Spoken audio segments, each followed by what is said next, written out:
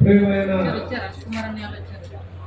విజయనగరం మాలజాతి రక్తబంధువులారా సోదరులారా, ఈ సభకు నన్ను ఆహ్వానించిన జేఏసీ కన్వీనర్ రమణ గారికి, ఈ వేదిక మీద ఇక్కడ మీ అందరితో మాట్లాడడానికి వచ్చిన పెద్దలు గౌరవనీయులు మాజీ పార్లమెంటు సభ్యులు హర్ష్ కుమార్ గారికి, అలాగే సమతా సైనిక జాతీయ కార్యదర్శి సౌత్ ఇండియా అధ్యక్షులు దిగంబర కాంబ్లే గారికి, ఈ వేదిక మీద ఉన్న మిత్రులు తమ్ముళ్ళు, మాజీ ఏఎస్పీ రిటైర్డ్ ఏఎస్పీ ప్రకాష్ రావు గారికి, ఆడాడ మోహన్ గారికి, తమ్ముడు భానుకి, అదేవిధంగా మా చీఫ్ గంటా నప్పారావుకి, ఆత ఉదయభాస్కర్కి, మన మధ్య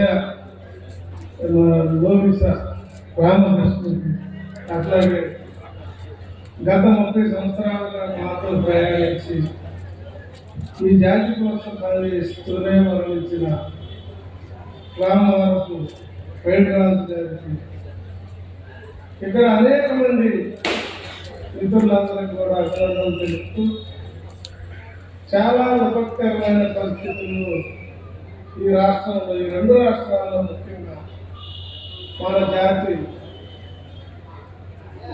వెంటబడింది. రెండవది, దీనివల్ల మనకి నష్టం ఏంటి, ఎందుకు మరి నష్టం జరిగేటప్పుడు మాట్లాడాల్సిన మన ప్రతినిధులు ఎమ్మెల్యేలు కానీ, ప్రస్తుతం ఉన్న మన ఎమ్మెల్యేలు 15 మంది ఉన్నారు, ఈ ఎమ్మెల్యేలు కానీ ఎంపీలు కానీ ఎందుకు మాట్లాడలేదు? లేదు, ఇక్కడ మనం ఓట్లు వేసిన వైఎస్ఆర్సీపీ కానీ, తెలుగుదేశం కానీ, జనసేన కానీ, భారతీయ జనతా పార్టీ లాంటి పార్టీలు ఏకపక్షంగా బాధితులకు ఎందుకు మద్దతు ఇస్తా ఉన్నారు, మనల్ని ఎందుకు వ్యతిరేకిస్తూ ఉన్నారు? బాధితులు చెప్పినట్టు నిజంగానే మనం దొంగలమా, దోపిడీదారులమా, లేదు వాళ్ళ పల్లెల్లో ఉన్న తిండి మనం తిన్నామా, లాక్కొని తిన్నామా? వీటికి సమాధానాలు చెప్పాల్సిన అవసరం ఉంది. ఎందుకంటే ఈ సమస్య 2004తో అంతమైపోయిందని అనుకున్నాం, చంపేసామని అనుకున్నాం. కానీ మరలా ఈ సమస్య మొన్న సుప్రీంకోర్టు తీర్పు ద్వారా బయటకు వచ్చి సజీవంగా మన కళ్ళ ముందు కరాళ నృత్యం చేస్తూ ఉంది.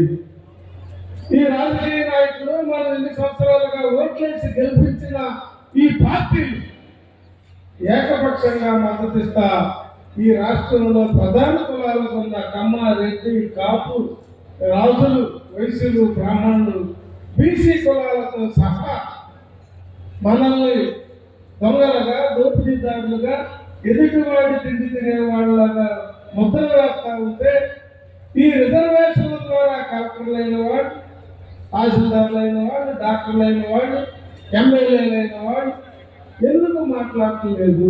ఎవడు మాట్లాడాలా? రమణ మాట్లాడాలా? మనం వచ్చి ఇక్కడ కూర్చొని మన మనకు ఏదైతే రాజకీయ ప్రాతినిధ్యం ఉందో, రాజ్యాంగంలో డాక్టర్ అంబేద్కర్ గారు ఆర్టికల్ 332 ద్వారా ఇచ్చిన రాజకీయ రిజర్వేషన్ల ద్వారా ఎమ్మెల్యేలు, ఎంపీలైన వాళ్ళు ఎందుకు వాళ్ళు నోరు మూసుకొని కూర్చున్నారు? ఈ జాతికి నష్టం జరిగేటప్పుడైనా మాట్లాడాలని నిర్ణయాల్సిన అవసరం. ఇక్కడ ఎంఆర్పిఎస్ మా హక్కు ఉంది, మా కోటా ఉంది, నాశనం చేసేది పిల్లలనేటప్పుడు ఈ జిల్లాలో ఎంతమంది ఉన్నారు? 2015లో రాజుల కిషోర్ బాబు అనే మాదిక మంత్రి ఉన్నప్పుడు సాంఘిక సంక్షేమ శాఖలో 2011 జనాభా లెక్కల ఆధారంగా GOMS 25 తెచ్చారు. దాని ప్రకారం మీ విజయనగరం జిల్లాలో 11% మంది ఉన్నారు. మాది 6% ఎల్లి, పాకి, పైడి, పాను, ఈ కులాలు ఉన్నారు. మరి ఎక్కడెక్కడ పార్వతీపురంలో 10%, 11% ఉన్న వాళ్ళు ఎక్కడెక్కడ ఎమ్మెల్యే అయ్యారు? విశాఖపట్నం జిల్లాలో 11% ఉన్నారు మాదిలు. మరి పైకిరావుపేట రిజర్వ్ నియోజకవర్గంలో అక్కడెట్లా అయ్యారు? ఈ రాష్ట్రంలో మొత్తంగా 30% జనాభా లేదు, 14 మంది అట్లా ఎమ్మెల్యేలు అయ్యారు. అంటే మనం ఐకమత్యంగా లేము కాబట్టి ఈ అధికారంలో ఉన్న పార్టీలన్నీ కూడా మన హక్కుల్ని కాలరాసి మాదిగలకి దోచుతారు. దొంగ ఇక్కడ 30% ఉన్నవాడు 14 ఎమ్మెల్యేలా, 70% ఉన్న వాళ్ళేమో 15 మంది ఎమ్మెల్యేలా. రాజా అక్కడ తప్ప విజయ్ అక్కడికి వస్తుందా? విశాఖపట్నం జిల్లా మాదిగ ఎమ్మెల్యేలు వస్తారా? ఇంకా ఏదో మార్గం ఎవడు తింటున్నాడు అనే దానికి మనం తింటున్నామనే వాడిని చెప్పుతో కొట్టాలి. చెప్పుతో వాడు ముఖ్యమంత్రి అయినా ప్రధానమంత్రి అయినా వాళ్ళని అసలు అంటించిన చెప్పుతో కొట్టాలి. మరి వెస్ట్ గోదావరి ఎంతమంది ఉన్నారు? మాలు ఎంతమంది? మాదిగలు ఎంతమంది? నువ్వు 3 నియోజకవర్గాలు మాదిగలకే ఇచ్చావు. కృష్ణా జిల్లాలో ఎంతమంది ఉన్నారు? 3 అసెంబ్లీ నియోజకవర్గాలు మాదిగలకే ఇచ్చావు.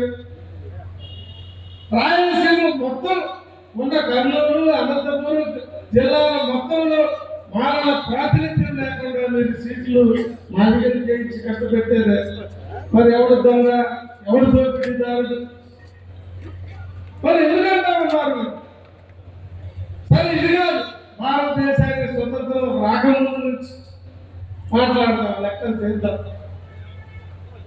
రిజర్వేషన్లు ఎట్లా వచ్చినాయి? ఈ రోజు వాళ్ళు అన్నట్లు ఆలోచించండి. మీరు కూడా మాలకి మాదిగలకి కంచం పోతుందా? లేదు. మంచం పోతుందా? లేదు. ఒక గుడి కాదు, ఒక బడి కాదు, ఒక నివాస ప్రాంతం కాదు. వాళ్ళు అసలు మనకి సోదరులే కాదు. ఎవడన్నా అక్కడక్కడ లవ్ మ్యారేజ్ చేసుకుంటే బావలు బామర్తలు అవుతారు, సోదరులు ఎట్టు అవుతారు? మాదిగలు మనకేమవుతారు? కృష్ణ మాదిగ ఏమవుతాడు? బామర్తలు, సోదరులు. ఏ పనులు లేదు. మరి ఎట్లా వీళ్ళు శక్తిలోకి వచ్చారు? డాక్టర్ అంబేద్కర్ గారు మొదటి 2వ రౌండ్ టేబుల్ కాన్ఫరెన్స్ లో, ఎందుకంటే మనకి రిజర్వేషన్లు మొదటి భారతదేశంలో లేవు, బ్రిటిష్ ఇండియాలో కూడా కులపరమైన రిజర్వేషన్లు లేవు. అందుకే సింహాలు తమ చరిత్రను తాము రాసుకోకపోతే వేటగాళ్ళు చెప్పే కథలు ఈ దేశంలో చరిత్రగా. భారతదేశంలో మనకు ముస్లింలకు రిజర్వేషన్ ఉన్నాయి, క్రైస్తవులకు ఉన్నాయి, ఆంగ్లో ఇండియన్లకు ఉన్నాయి, పాశ్చాత్యులకు ఉన్నాయి, సిక్కులకు ఉన్నాయి. మనకు లేదు. ఈ భారతదేశంలో డాక్టర్ అంబేద్కర్ అనే విజ్ఞానకని పుట్టారు. ఆ మానవతావాది జనించాక ఆయన 2వ రౌండ్ టేబుల్ కాన్ఫరెన్స్ లో మాకు రిజర్వేషన్లు కావాలా, మమ్మల్ని హిందువులు అంటున్నారు, కానీ ఈ దేశంలో మేము మనుషులుగా లేవు, మమ్మల్ని అందరాని వాడని, చూడరాని వాడని, కన్నరాని వాడని, మాలని, మాదిగని, స్వతంత్రుడని, చండాలుడని, ఊరికి దూరంగా, శ్మశానాలకు దగ్గరగా, మానవ నాగరిక జీవన వికాసానికి దూరంగా జరుగుతున్న ఈ సమాజంలో డాక్టర్ అంబేద్కర్ మాట్లాడేకలేదు. ఎక్కడే మన మనుషులుగా ఈ భారతదేశం గుర్తించిందా? ఈ హిందువులు గుర్తించారా? ఈ క్షత్రియులు కానీ, వైశ్యులు కానీ, శూద్రులు కానీ, కమ్మ కానీ, రెడ్డి కానీ, కాపు కానీ ఈ ఓట్ల కోసం మన కాళ్ళ దగ్గరకు వచ్చి ఎన్నికలప్పుడు తన కాళ్ళ దగ్గరకు వచ్చి కూర్చున్న ఈ రాజకీయ నాయకులు మనిషిగా గుర్తించారా? మానవుడు, మానవుడు, స్వతంత్రుడని, చంద్రాలని, నీటి కోసం యుద్ధం చేశారు, నీళ్లు తాగడం కోసం ఈ దేశంలో యుద్ధం, అక్షరం నేర్చుకోవడం కోసం, వేదాలు విన్నారని చెవుల్లో శిక్షణ పోసిన దేశం ఈ దేశం, చదివేని నాలుకలు తగ్గట్టు దేశం. ఇలాంటి దుర్మార్గమైన దేశంలో ఈ అస్పృశ్యుల్ని, అక్కరాని వాళ్ళగా ఉన్న వాళ్ళని, ఈ మానవ జీవన వికాసానికి దూరంగా ఉన్న వాళ్ళకి మేము మనుషులు లేని ఒక ఆత్మగౌరవ భావుకాన్ని నిర్మించిన డాక్టర్ అంబేద్కర్ దయా భిక్ష ద్వారా ఈ భారతదేశంలో ఈ రిజర్వేషన్ వచ్చిన వాళ్ళు ఈ భారతదేశం మొత్తం ఇప్పుడు 40 కోట్ల మంది ఉన్నారు. మానవులు, మాదిగులు, మహర్లు, మాంగులు, దుసాదులు, చెమరులు, చేతవులు, చెకిలియన్స్, సెల్యులోసిస్, పరయాస్, కులయాస్ 1286 కులాలు ఈ షెడ్యూల్లో ఉన్నాయి. సుప్రీంకోర్టు ఏమంటుంది, రాజకీయ పార్టీలు ఏమంటుంది, నిన్నగాక మొన్న హైదరాబాద్లో కమ్యూనిస్టులు అని, నక్సలైట్లు అని, మార్క్సిస్టులు అని, పౌర హక్కుల సంఘాలని చెప్పుకున్న సంఘాల నేతలు, జనశక్తి వాళ్ళు, పీపుల్స్ వారు, మాజీ నాయకులంతా ఆర్ఎస్ఎస్ విషకల్పిల్లో ఈరోజు ఒదిగి డ్యాన్సులు వేస్తూ ఉన్నారు.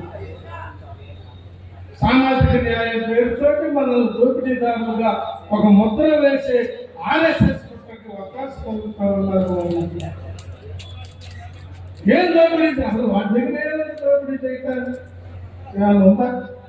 సుప్రీంకోర్టు కూడా అదే, జస్టిస్ డివై చంద్రచూడ్ అదే మాట. వీళ్ళు ఒక కులం కాదు, ఒక మతం కాదు, ఒక సమూహం కాదు, ఒక బృందం కాదు. కంచం పొత్తు, మంచం పొత్తు లేదు, ఆహార అలవాట్లు వేరు వేరు, వేరే విభజిస్తే తప్పేం చేయాలి. అయితే ఈ రిజర్వేషన్ల మూలం ఏంటంటే, నేను చెప్పిన ఈ దశాబ్దులు, మార్పులు, చెమర్ల మొగలు, ఈ బృందాలు, సమూహాలు, తెగలుగా, గ్రూపులుగా, గుంపులుగా, ప్రాంతాలు, భాషలు వేరైన వీళ్ళందరినీ తీసుకొచ్చి ఒక షెడ్యూల్లో పెట్టేది. అక్కడి నుంచి షెడ్యూల్డ్ క్యాస్ట్ అయ్యారు. ఈ మాల షెడ్యూల్లోకి వెళ్తే షెడ్యూల్డ్ క్యాస్ట్ అయింది, ఈ మాదికి షెడ్యూల్లోకి వెళ్తే షెడ్యూల్డ్ క్యాస్ట్ అయింది. దుసాదులు కానీ, మంగులు కానీ, చెమ్మలు కానీ, జాతవులు కానీ, ఈ బృందాలు, సమూహాలు, తెగలుగా ఉన్న వాళ్ళని తీసుకెళ్ళి ఈ కంచం పొత్తు, మంచం పొత్తు లేకపోయినా వీళ్ళ మధ్య అస్పృశ్యత అనే ఒక కారణం చేత వీళ్ళని షెడ్యూల్లో వేసి షెడ్యూల్డ్ క్యాస్ట్ అన్నారు. ఇప్పుడు మనమేం చెప్తున్నామంటే మాదిగలు విడిపోవాలంటారు. షెడ్యూల్ నుండి తీసి బయట పెట్టి మాదిగ రిజర్వేషన్ తెచ్చుకోకు. నువ్వు మోడీ కార్డు పెట్టుకుంటావా, అమిత్ షా కార్డు పెట్టుకుంటావా, ఇంకేం పెట్టుకుంటావా మాకన్నా. షెడ్యూల్లో ఉంటే అది రిజర్వేషన్, షెడ్యూల్డ్ క్యాస్ట్ రిజర్వేషన్. అది బయటకు వస్తే మాదిగ రిజర్వేషన్ అడుక్కో, ఇంకేదైనా అడుక్కో, మాకు సంబంధం లేదు. మేము మాట్లాడుతుంది ఇక్కడ భారతదేశం మొత్తం ఒప్పుకున్న రాజ్యాంగాన్ని. ఈ భారతదేశం రాజ్యాంగ పరిషత్తులో ఆ రోజు కాన్స్టిట్యూంట్ అసెంబ్లీలో బ్రాహ్మణుల ప్రతినిధులు ఉన్నారు, వైశ్యుల ప్రతినిధులు ఉన్నారు, సిక్కుల ప్రతినిధులు ఉన్నారు, పార్సీల ప్రతినిధులు ఉన్నారు, ఆర్ఎస్ఎస్ ప్రతినిధులు ఉన్నారు, ముస్లిం ప్రతినిధులు ఉన్నారు, ఆంగ్లో ఇండియన్ ప్రతినిధులు ఉన్నారు. వివిధ సామ్రాజ్యాలుగా, సామర్థులుగా భారతదేశంలో ఉన్న, బ్రిటిష్ ఇండియాకి బయట ఉన్న ఈ గజపతి రాజుల లాంటి సంస్థానాల్లో ఉన్న ఈ ప్రతినిధులు కూడా కాన్స్టిట్యూంట్ అసెంబ్లీలో ఉన్నారు. అంటే వీళ్ళెవరు? ఈ కులాల ప్రతినిధులు ఎవడైతే ఈరోజు న్యాయమూర్తులుగాను, పార్లమెంటులోను, ముఖ్యమంత్రులుగాను, ప్రధానమంత్రులుగాను, కలెక్టర్లుగాను, డాక్టర్లుగాను ఈ పరిపాలనా రంగాన్ని శాసిస్తా ఆక్రమించి ఉన్నారో వీళ్ళ తాత ముత్తాతలు రాజ్యాంగం మీద సంతకం పెట్టారు. ఈ రిజర్వేషన్ల మీద, ఈ మానవ హక్కుల మీద, ఈ దళితుల రాజకీయ రాజ్యాధికార హక్కుల మీద వీళ్ళ ముత్తాతలు సంతకం పెట్టారు. ఆ రాజ్యాంగ మీద 298 కాన్స్టిట్యూంట్ అసెంబ్లీ సభ్యులు సంతకం పెట్టించాడు. వీళ్ళు దొంగలనే, వీళ్ళు దోపుల దారులనే, వీళ్ళు ఆడిన మాట తప్పే దొంగ దుర్మార్గులని రాజకీయవేత్తల్ని డాక్టర్ అంబేద్కర్ నమ్మకనే రాజ్యాంగం బయటికి మేము సంతకాలు పెట్టించారు. మా రాజ్యాంగానికి విలువ లేదంటావా? రాజ్యాంగం నుంచే మాట్లాడుతున్నాను. అంతకుముందు సుప్రీంకోర్టు ఉందా? ఎవరికి సుప్రీం వీళ్ళు? బ్రిటిష్ ఇండియాలో ఫెడరల్ కోర్టు, కలకత్తాలో ఉంటుంది, ముంబైలో ఉంటుంది, మద్రాసులో ఫెడరల్ కోర్టు. దాన్ని సుప్రీం కోర్టు చేసింది డాక్టర్ అంబేద్కర్.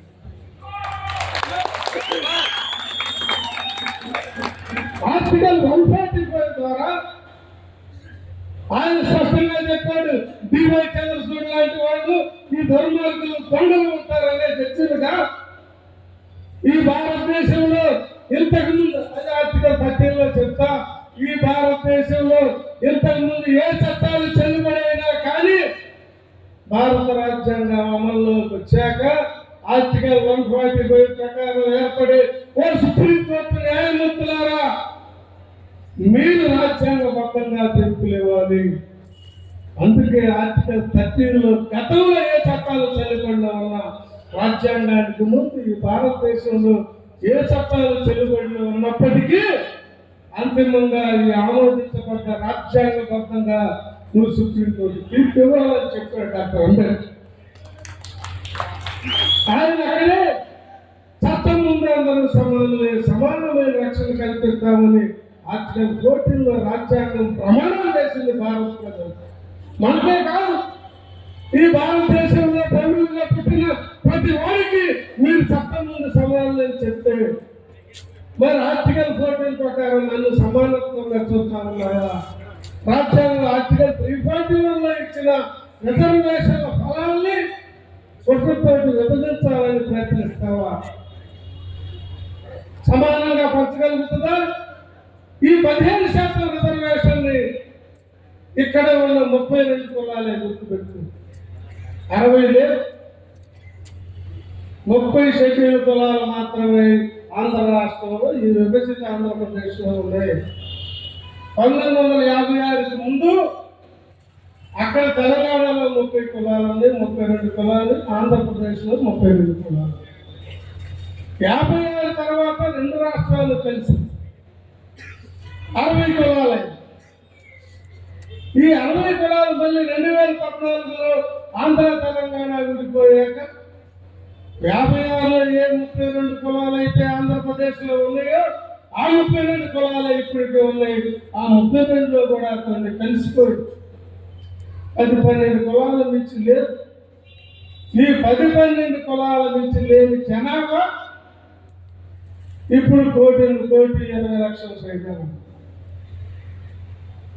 ఏం రాసేమన్నా చుట్టూ మీరు గ్రామ సచివాలయాలకు వెళ్తే అంటే దొంగ డబ్బు కట్టడానికి అలవాటు పడ్డ చంద్రబాబు నాయుడు గత ప్రభుత్వం వాలంటీర్లు చేసిన లిస్టుని ఈరోజు ప్రకటిస్తున్నాడు.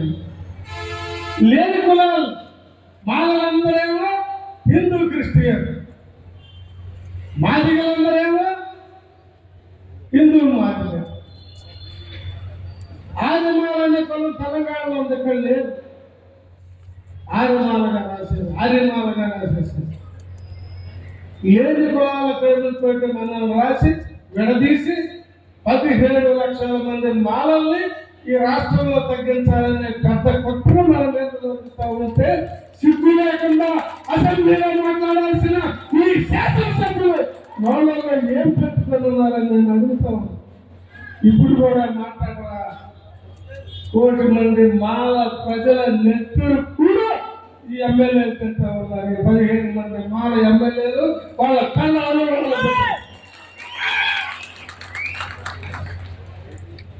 రేపు రాజ్యాంగంలో పోతాయి. అక్కడ మాదిగలను చూపిస్తారు. ఏం పిలుస్తారు వీళ్ళు?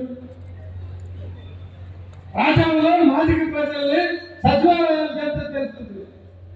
మాదిగలు ఎక్కువ ఇక్కడ కిచ్చే ఇంకో మాదిగ. ఇట్లా జరుగుతూ ఉంది మన చుట్టూ జనాభాని తగ్గించే. అసలు ఆ తీర్పు ఎట్లా ఇచ్చారు? 1992లో ఆర్టికల్ 16 క్లాజ్ 4 ప్రకారం ఈ షెడ్యూల్ కులాలు వెనకబడిన తరగతుల ప్రజల అభివృద్ధి కోసం తగిన చర్యలు తీసుకునే అధికారం రాష్ట్ర ప్రభుత్వాలకు ఉంది అని చెప్పారు. దాని ప్రకారం 1992లో ఇంద్ర సహాయ కేసులో బీసీలకు సంబంధించిన కేసు, ఆ కేసులో 9 మంది న్యాయమూర్తులు తీర్పిస్తూ ఇది ఎస్సీ ఎస్టీలకి క్రీమీ లేయర్ వర్తించదు అని ఆ తీర్పులు 9 మంది చెప్పారు. అసలు భారత రాజ్యాంగంలో ఆర్థిక ప్రాతిపదిక ఎకనామికల్లీ బ్యాక్వర్డ్నెస్ అనే పదవి లేదు. భారత రాజ్యాంగం మొత్తంలో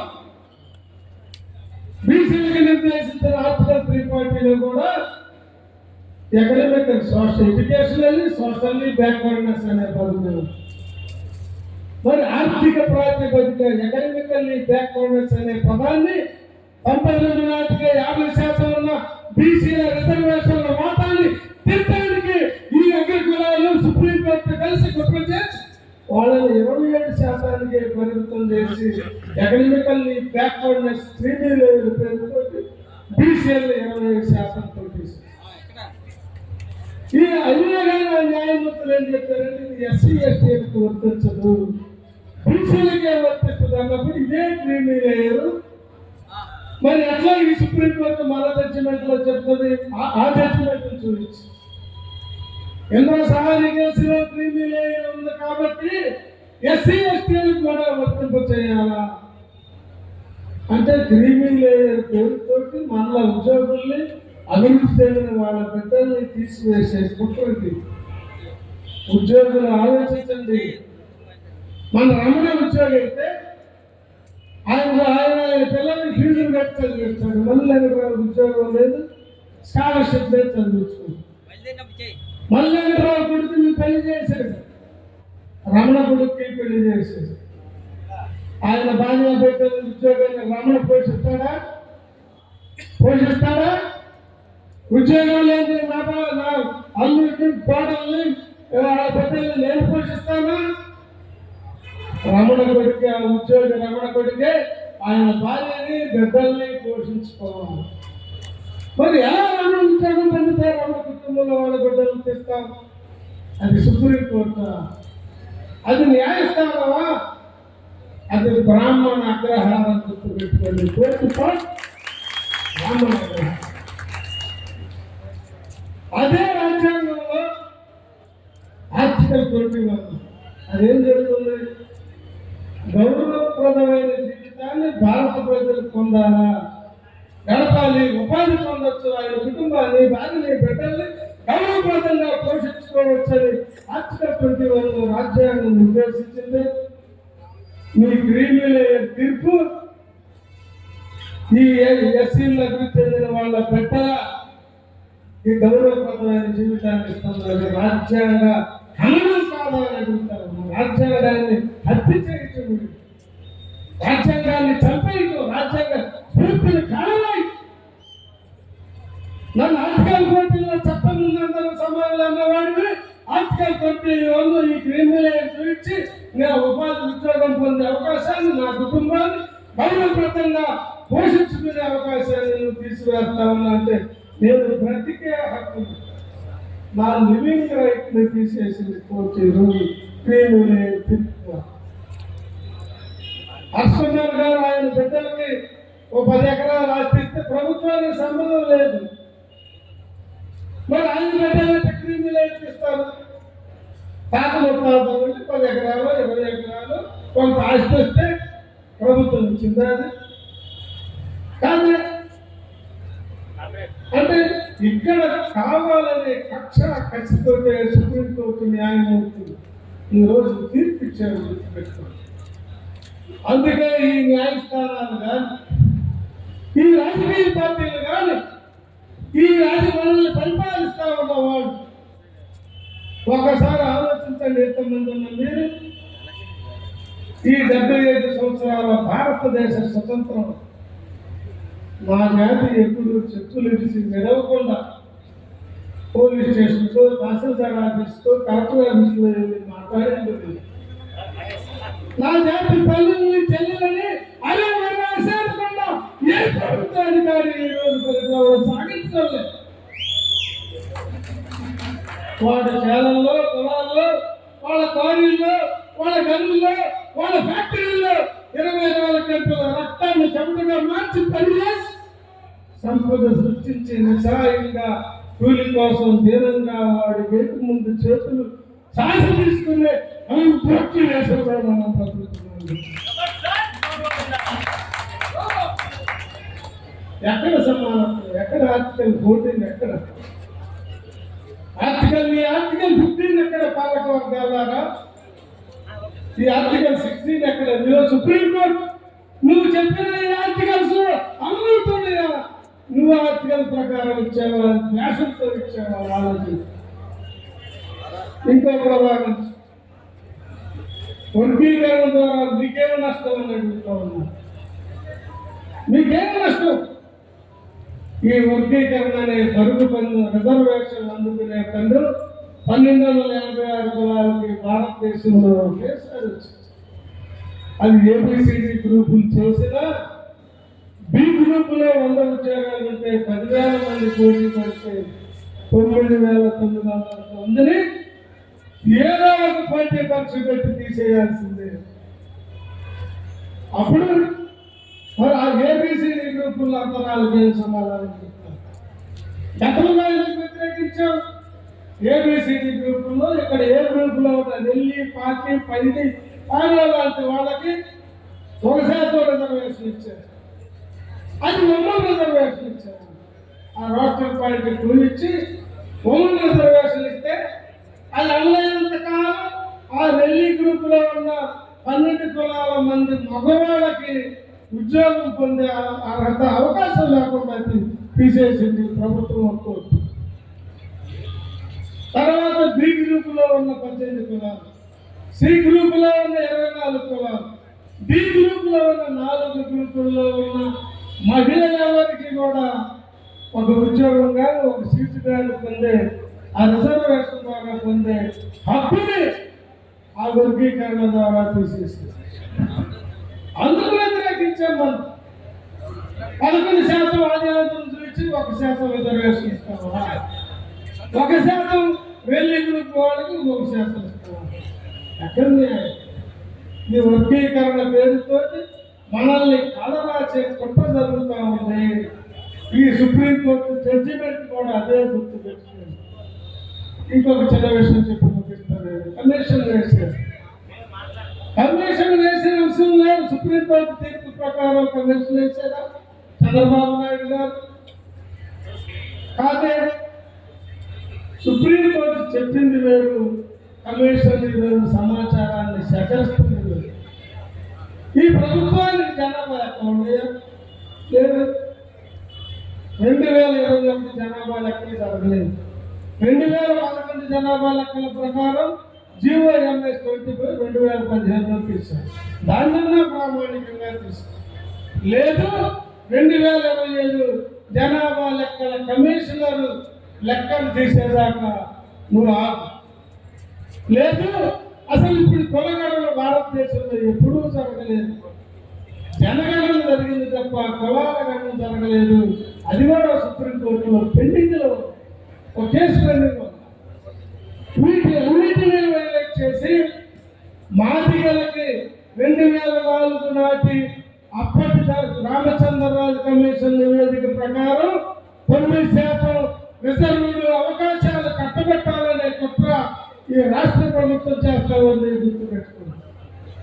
అందుకు 15 లక్షల మంది మాలల్ని ఏదో ఒక పేరుతోటి క్రైస్తవులను ఇంకొకటనో తీసివేసి తగ్గించి చూపే కుట్ర జరుగుతూ ఉంటే ఎందుకు నిద్రపోతా ఉన్నారు నా సోదరులు? అంబేద్కర్ అనుచరులను చెప్పుకోవడానికి మీకు అవమానంగా లేదని నేను అడుగుతాను.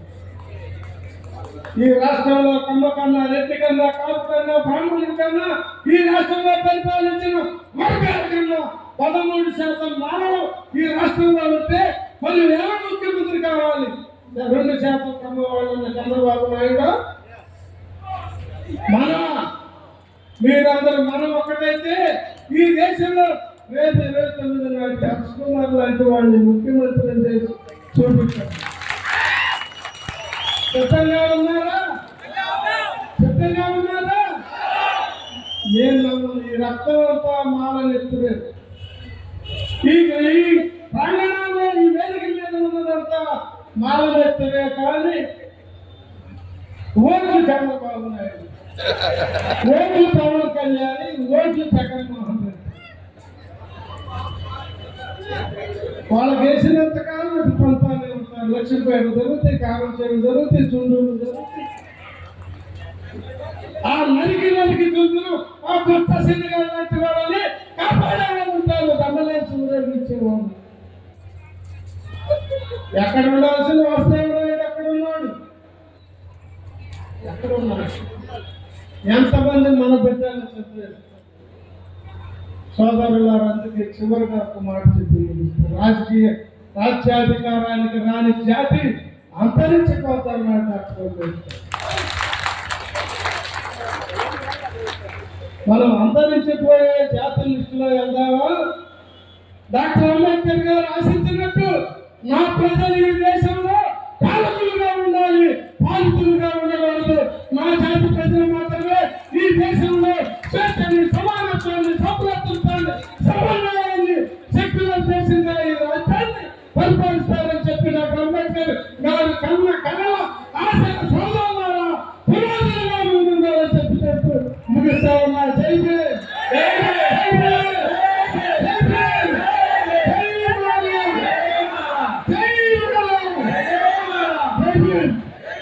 Thank you sir.